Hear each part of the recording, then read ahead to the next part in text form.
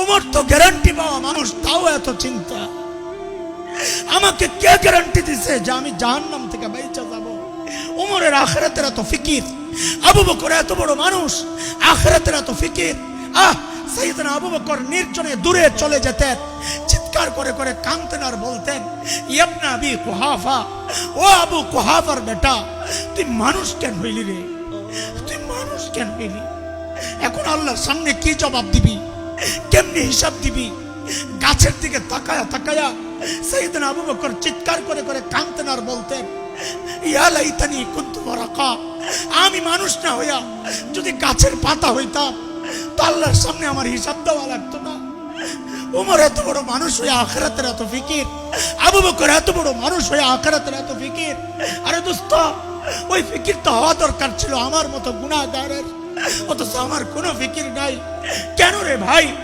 আমাকে কে গ্যারান্টি দিল যে আমার মৃত্যু যন্ত্রণা হবে না?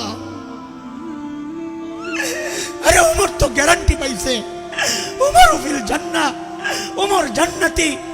আবু বকর তো গ্যারান্টি পাইছে, আবু বকর জান্নাতি।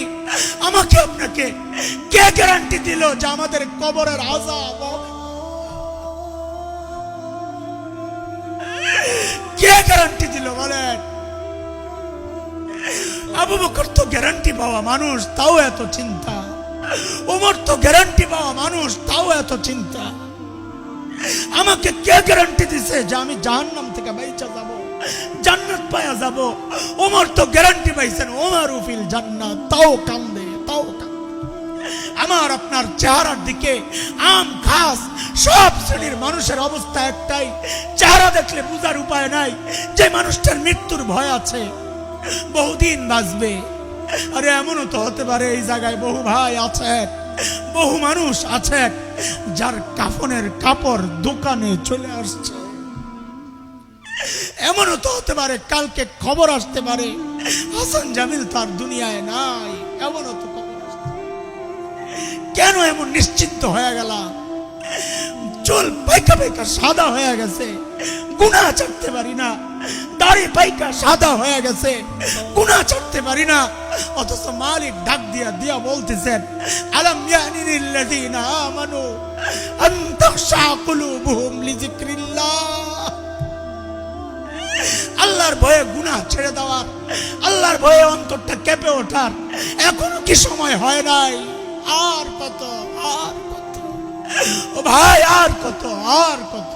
বলো, মালিকের দুয়ারে কবে ফেরত আসবা? কবে আসবা বলো?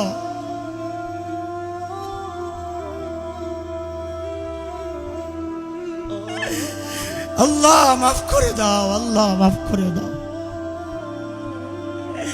এই জন্য আল্লাহ মায়া করে ডাক দিয়া বলতেছেন, ইয়া আইয়ুহাল্লাযীনা আমানুত্তাকুল্লাহ ওয়াল তানজুর নাফসুম মা কদ্দামাত লিগাদিন ওয়াত্তাকুল্লাহ। প্রত্যেকটা মানুষের উচিত আখিরাত নিয়ে চিন্তা করা যে আমার মালিকের সামনে আমি কি নিয়ে দাঁড়াবো, আমার পুঁজি কি, আমার কামাই কি, আমার সম্বল কি। আল্লাহ আমাদের সবাইকে আখিরাতের পুঁজি সমৃদ্ধ করার তৌফিক দান করেন। আমি